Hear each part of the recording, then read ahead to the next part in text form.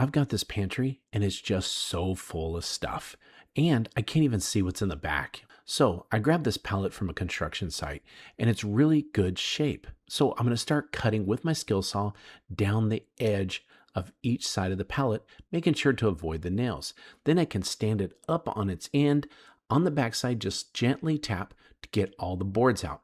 Once I tap every single one of the boards that got some nails, so I'm going to bring it into my shop. I've got these nails that are left on here. Real simple, real easy to get rid of. Just turn the pallet wood over. Give each one a few little taps.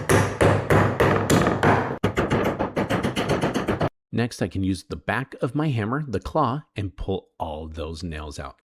Now that we've got our pallet boards cut and the nails removed, it's time to square up the ends. We'll use our miter saw to do this.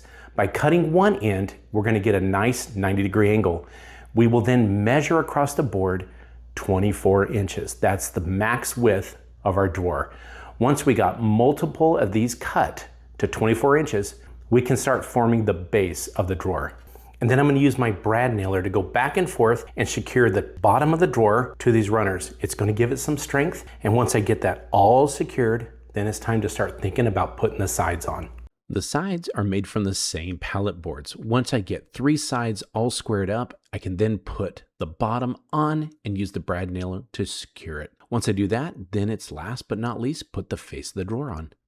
Now that we got our drawer made, it's time to put on the sliders. Now, I'm gonna put some spacers inside the cabinet. I'm then gonna attach these sliders to the inside. Once they're secure, it's really easy to put the bracket that goes on the bottom of the drawer. Once I get that screwed in with the attached screws, then I can push it onto the sliders and watch this, it clicks right into place.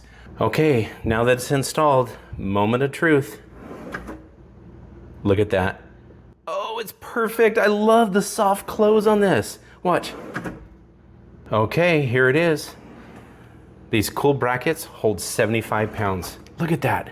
I love how this turned out. And now I don't have to worry about what's in the back. I can just pull the drawer out and get to it. And I'm gonna do this with every single one of these drawers. I hope you enjoyed this project as much as I did making it. Really inexpensive and easy to do. I took this builder grade cabinet from plain to custom. The first step was to measure the width of my cabinet door opening with the slides in place. Then I cut down the 1x8 to the width and depth that I needed for my cabinet. I put these together into a box shape using just some L brackets. It was really quick and easy to do. Once I had the box built, I ended up taking a piece of plywood and marking it, cutting it, and adding it to the bottom. This way I had a fully formed box.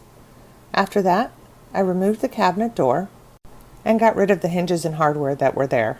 I attached my drawer slides, making sure that they would be able to slide in and out of the cabinet door easily. Then I attached the other piece of the drawer slide to the box itself. The next step was to place the box onto the slides and make sure that everything was moving smoothly. Once that was all in place, I took more L brackets and added them to the box so that then I could attach the door. Once the door was added and secure, it was time to add the handle. I created some pilot holes and then added my handle at the top of the door. Now I could pull the cabinet open using this top handle, and I could add a trash can inside the bin that I had created. This way I took just a simple cabinet and I modified it so that it's now a pull-out trash bin. I love how easy and inexpensive it was to customize this cabinet and make it much more functional. Let's turn this nightstand into storage for your kitchen or bathroom. I used some scrap 2x4s cut in half lengthwise to get 4 pieces, or you can get some 2x2s for the same look. I used my miter saw, but you can use a jigsaw or circular saw to do this as well. Cut the wood to the desired length and sand it using 220 grit. Then I decided which stain to use. I went with Varathane and English chestnut. After staining all 4 pieces, I measured how far apart I wanted the drawers to be and screwed them into the sides using wood screws. Once you've got the first piece screwed in, do the other sides, and voila, you've got yourself a storage rack. You can leave it as is or add some wheels to make it portable. Today's project starts with a few end tables that you can pick up from your local Walmart or IKEA, and they're simple to put together.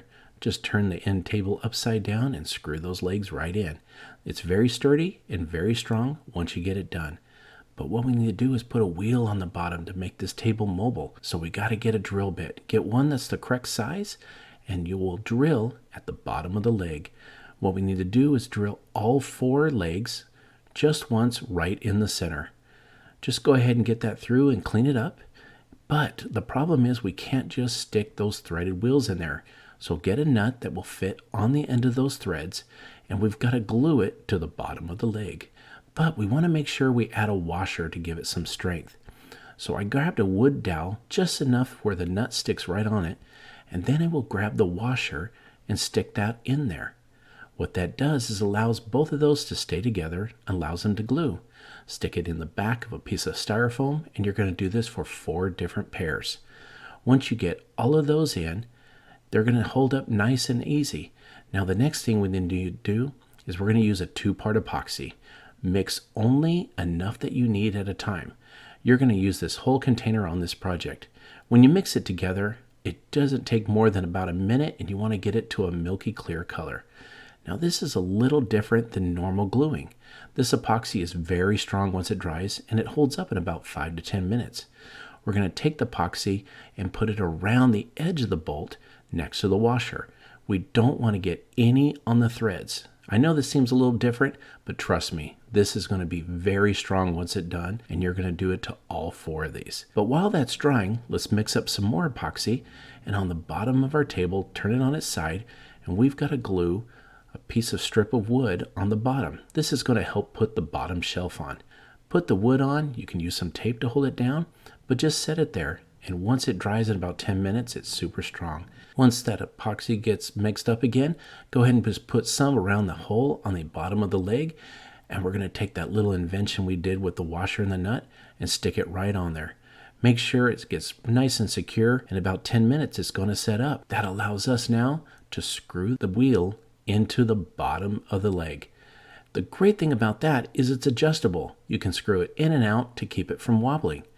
Once you get all 4 of those done, and take a look at those 2 pieces of wood we put for brackets, it rolls really nice. Again, if it's wobbly, just go ahead and adjust those wheels as necessary.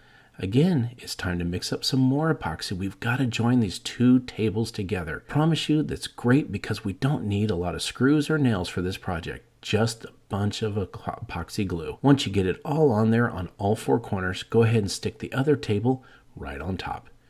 Now it's going to be a little slippery with this. If you need to use some tape to hold it in place on the sides, go ahead and do that. But make sure you get it adjusted, clean up any excess glue that you have, and go ahead and just let it sit there.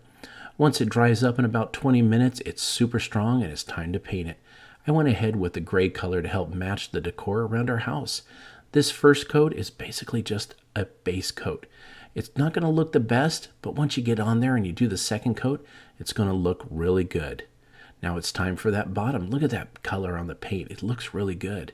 But I went ahead and put these 3 boards in for the base, and they sit there really nice. It also gives some strength, but it's time to finish the top.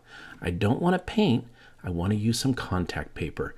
Go ahead and peel off the first layer right there.